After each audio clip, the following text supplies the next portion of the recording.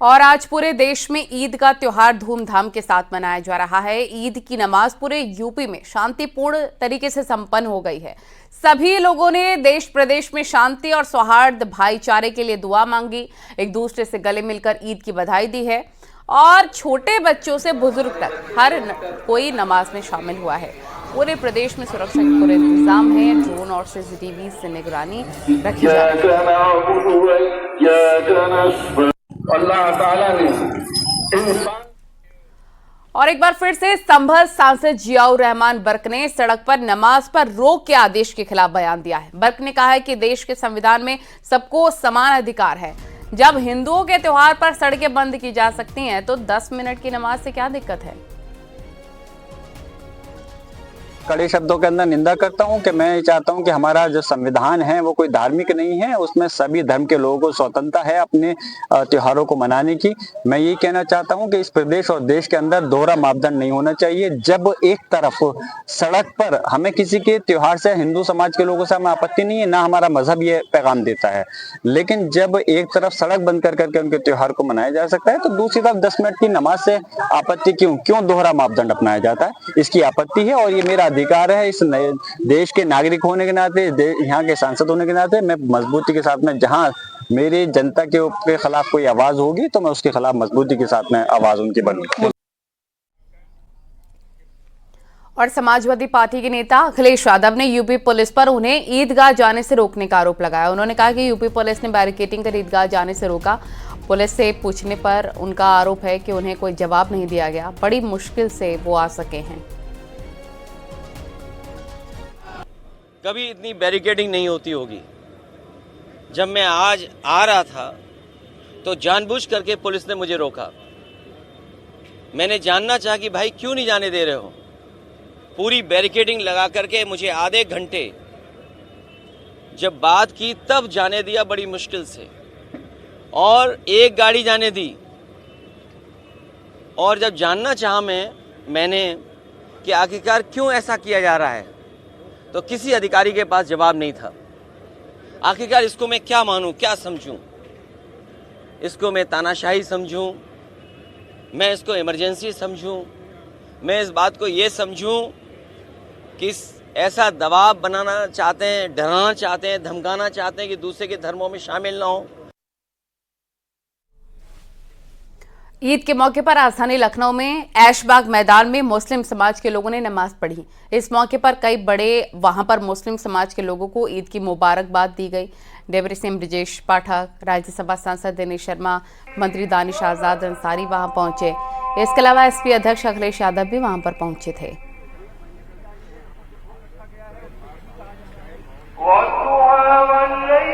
माननीय प्रधानमंत्री नरेंद्र मोदी जी के सबका साथ सबका विकास सबके विश्वास के आधार पर जन जन को जोड़ते हुए मुस्लिम समाज और सर्व समाज के जीवन में उत्थान लाने के लिए माननीय प्रधानमंत्री नरेंद्र मोदी जी काम कर रहे हैं। सबको साथ लेकर के चल रहे हैं और देश का सर्वांगीण विकास सबका साथ सबका विकास सबके विश्वास के आधार पर हो रहा है। बहुत बहुत धन्यवाद।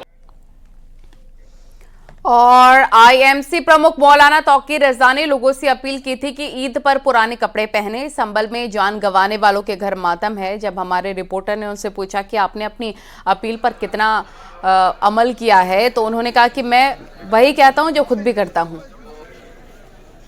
नए कपड़ों पहनने के लिए, ना पहनने के लिए अपील की थी, जैसा कि आपने कितना फॉलो किया है और बाकी लोगों ने कितना फॉलो किया? मैं समझता हूँ जिन लोगों के दिल में उन मजलूमीन के लिए दर्द होगा, जिन घरों में मैयत हो गई है, जिन घर के बच्चे शहीद हो गए हैं, उस घर में जैसी ईद हो रही होगी, खुदा न करे कल वैसी ईद हमें ना मनानी पड़े, इसलिए उनके गम में बराबर का शरीक होना चाहिए। और इसीलिए नए कपड़ों के लिए मैंने मना किया। सादगी से ईद मनाई। आपने कितना फॉलो किया है इसके लिए? मैं वही कहता हूँ जो मैं पहले खुद कर सकता हूँ। और संभल में ईद की नमाज शांतिपूर्वक तरीके से संपन्न हो गई। मुख्य नमाज ईदगाह में हुई। विवादों में घिरे जामा मस्जिद में भी नमाज हुई। इस मौके पर सुरक्षा के चाक चौबंद इंतजाम किए गए थे। 10 कंपनी पीएसी, आरपीएफ, एक कंपनी आरएएफ तैनात रही। बात से समस्याओं का समाधान, यही है संवरते संभल की पहचान। तो हमने सभी के साथ समन्वय किया, शांति बनाए रखी, सहयोग के साथ और संवाद किया। तो इसी का सुपरिणाम है कि सभी हमारे पुलिस प्रशासन और वॉलंटियर्स का जो परिश्रम था वो रंग लाया और शांतिपूर्वक तरीके से नमाज संपन्न हुई।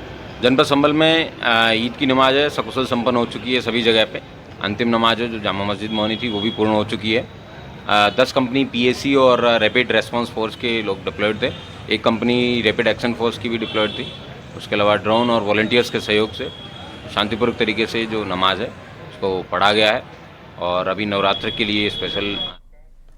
और मेरठ में सड़क पर नमाज बैन को लेकर हिंदू समाज के खिलाफ पोस्टर लहराए गए हैं। कुछ लोगों ने विरोध प्रदर्शन भी किया। पोस्टर में लिखा है सिर्फ मुसलमान सड़क पर नमाज नहीं पढ़ सकते, हिंदू के होली, शिवरात्रि, कांवड़, रामनवमी और दिवाली सड़क पर होती है। मेरठ के शाही ईदगाह के बाहर प्रदर्शन को पुलिस ने खत्म कराया।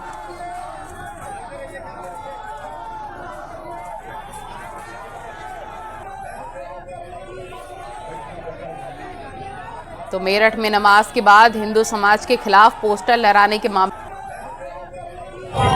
तो इस तरीके का जो विरोध इन्होंने हिंदुओं का किया है, मैं इस चीज का विरोध करता हूं कि तुम्हारा आज ईद का त्योहार है और तुम अपना ईद के त्योहार के दिन हमारा विरोध करोगे। मतलब आज सड़क पे आके आप ये दिखाना चाह रहे हो, अगर आपकी सड़क पे नमाज जो अदा होनी बंद हुई है तो उसका जोर पड़ रहा है कि आपको प्रदेश के मुख्यमंत्री जी ने जो आदेश दिए सड़क पे नमाज नहीं होगी तो नहीं होगी। और इसके अंदर हम भी कल को हमारे लिए भी अगर कोई आदेश आता तो हम भी उसका पालन करते हैं और करेंगे आगे भी हम। लेकिन ये कोई तरीका नहीं है कि आप माहौल बिगाड़ने का जो प्रयास आपने आज मेरठ के अंदर किया है, बिल्कुल हम बर्दाश्त नहीं करेंगे। बाबरी मस्जिद के पूर्व मुद्दई रहे इकबाल अंसारी के घर अयोध्या के संत ईद पर बधाई देने पहुंचे। इकबाल अंसारी ने उनका स्वागत फूल मालाओं से किया। संतों ने उनसे गले मिलकर ईद की बधाई दी। संतों ने कहा ईद पर मुसल्लम ईमान होना चाहिए, एक तरफ गीता तो एक तरफ कुरान होना चाहिए। ये अयोध्या नगरी है, अयोध्या धर्म की नगरी है। साधु संत जो है दिनों रात पूजा पाठ करते हैं और यहाँ सभी को आशीर्वाद देते हैं। ये यहाँ की पुरानी परंपराएं हैं। आज जो है त्योहार का दिन है। हमारे यहाँ भी साधु संत जो है हमको भी आशीर्वाद देने के लिए हमारे घर पे मौजूद हैं और हम भी जो है आशीर्वाद लेने के लिए इच्छुक हैं। हम चाहते हैं कि साधु संतों का आशीर्वाद और देश दुनिया के हिंदू और मुसलमानों का भाईचारा ये बना रहे। हमारी एकता की बात है, हम एक हैं। मतभेद हो सकता है लेकिन मनभेद नहीं है।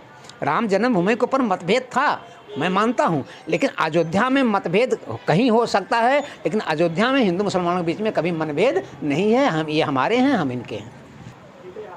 गंगा जमुनी तहजीब की नगरी अयोध्या और अयोध्या में ईद का ये पर्व प्रेम और सौहार्द का संदेश देता हुआ हम जिस जगह मौजूद हैं यहाँ दो लोग सबसे विशिष्ट हैं। एक तो रामलला के पक्षकार रहे सामने बैठे हुए हैं आदरणीय धर्मदास जी, और दूसरे बाबरी मस्जिद के पक्षकार रहे इकबाल अंसारी साहब। ये दो धुर विरोधी जिन्होंने न्यायालय में एक दूसरे के लिए मुकदमा लड़ा हो, लेकिन इस पवित्र माह रमज़ान के समापन पर ईद के मौके पर इकबाल अंसारी के घर आज अयोध्या के साधु संतों को लेकर पहुंचे हैं। वक्फ संशोधन बिल संसद में 2 अप्रैल को पेश होगा। सूत्रों के हवाले से खबर है सरकार 2 अप्रैल को बिल पेश कर सकती है। बिल का मुस्लिम संगठन समेत विपक्ष काफी ज्यादा विरोध कर रहा है। वक्फ संशोधन बिल को लेकर बनाई गई जेपीसी की चेयरमैन जगदम्बिका पाल ने न्यूज 18 से बातचीत की है और जगदम्बिका पाल ने कहा कि बहुत सारे मौलाना भी वक्फ संशोधन बिल के पक्ष में हैं। बीएसी की मीटिंग करके तय करेंगे कि किस दिन बिल लाएंगे। बड़ी तादाद में मौलाना भी समर्थन कर रहे हैं, अजमेर शरीफ के सजादा नसीम भी कर रहे हैं। कैथोलिक जो चर्च काउंसिल है केरला की, उन्होंने सारे एमपी से अपील किया है। तो ऐसे है जैसे 3 तलाक पे विरोध हो रहा था कुछ लोगों द्वारा, सीए पे हो रहा था, लेकिन आज उसका फ़ायदा पूरे देश को मिल रहा है। ऐसे इसका फ़ायदा पूरे देश को मिलेगा। हमने इसकी रिपोर्ट प्रस्तुत कर दी है, रिपोर्ट अडॉप्ट कर ली गई है। अब सरकार को ने कहा भी कि हम इसको बिल लेकर के आएंगे। अब बिजनेस एडवाइजरी कमेटी स्पीकर साहब की अध्यक्षता में है, अगले 4 दिन में जब एजेंडा फिक्स कर देंगे तो सरकार बिल लेके आएगी, पास होगा। और उधर वक्फ बिल पर सियासी वार पलटवार भी थमने का नाम नहीं ले रहा।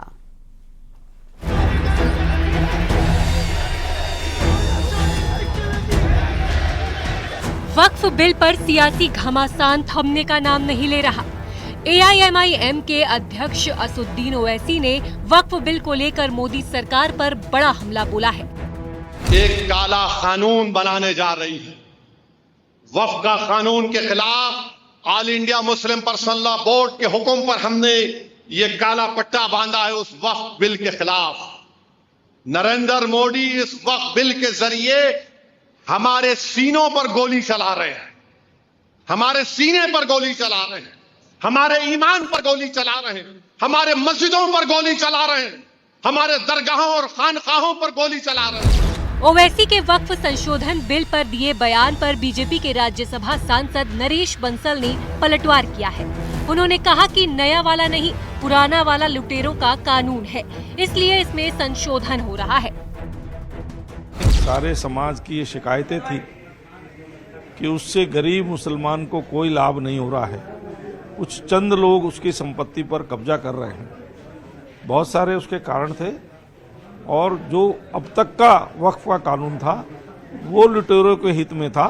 अब जो संशोधित होकर भारतीय जनता पार्टी की एनडीए की मोदी जी के नेतृत्व में सरकार ला रही है वो आम मुसलमान के हित में है।